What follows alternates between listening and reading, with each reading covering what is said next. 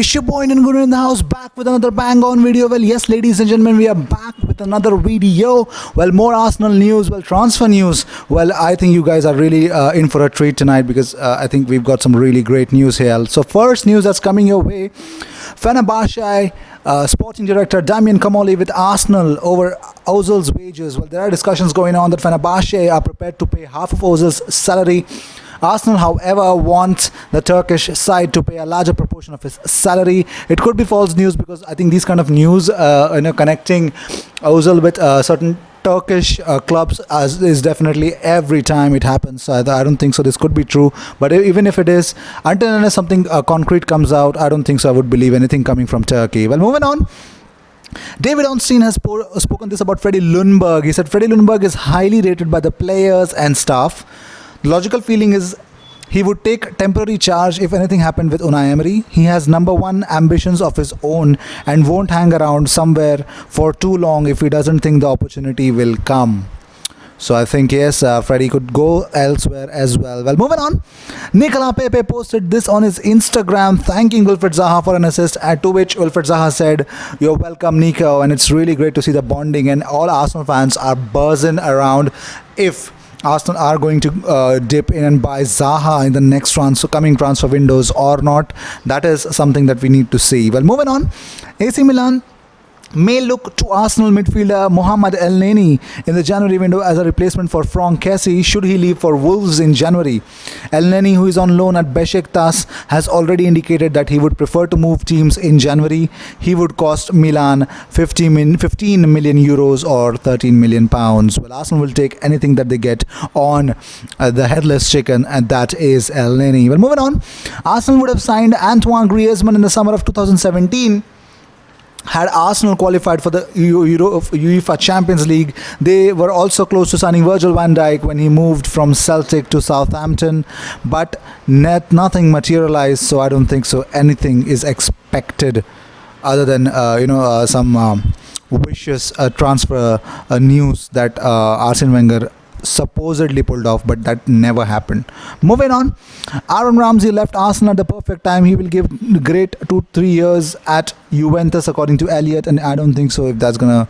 I think he's at his prime, and I think he's just the perfect finished material to any club that he goes to, but let's see if that's gonna happen or not. Moving on. Arsenal are expected to have a quiet January window, according to David Ornstein. He says, club hold an interest in Dayot Upamecano. RB Leipzig wanted £100 million in the summer. Arsenal are unlikely to return with a bid soon. Well, let's go on. I think Unai Emery has signed a 3-year contract, not a 2-year contract with an option for a third one. It's a complete 3-year contract, according to David Ornstein. Well, moving on. Donyell Malen. Well, we all know the ex-Arsenal player Donyell Malen is on the Gunners' books again, but I think he would cost Arsenal £15 million because he's done quite great for PSV Eindhoven. But the problem is, we all know what Josh Kroenke said earlier in the start of the season. He said, as for January, I don't want to get ahead of ourselves. We've got to evaluate some things in the short term and figure out where we might need to address areas going forward. So when January rolls around, we are going to be proactive again if we need to. That's what he meant.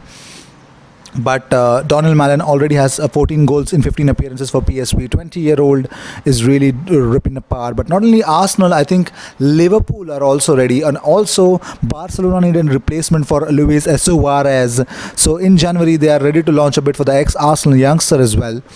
And Ernesto Valverde has sent scouts to watch the 20-year-old in action as well. So I don't think so. I think if that's going to be an expectation or not, but everywhere Donyell Malen is definitely getting all the interest from Liverpool, from Barcelona, every single way. But the question is, do Arsenal have a buyback clause for Donyell Malen? Well, when Arsenal plucked Malen from the Ajax Academy in the summer of 2015, there was a considerable amount of hype and expectation. He didn't push or live up to the expectations and was sold to PSV. But we do not have a buyback option. No, we don't. That's the bad news.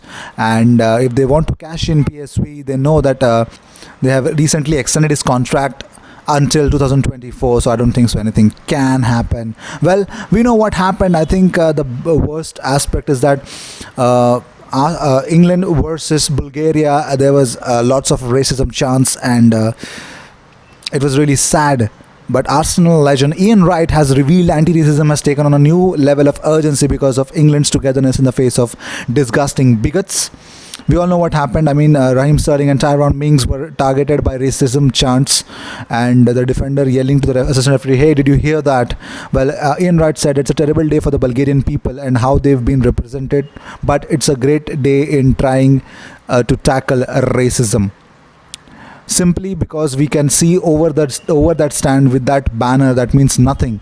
What we are seeing is a group of fans who don't care and need education, and that's what has got to happen. Well, that's really sad. Well, one stat thrown, I'm throwing your way. Matteo Guendouzi has created 7 chances for Arsenal till now, with 9 tackles won and 588 total touches.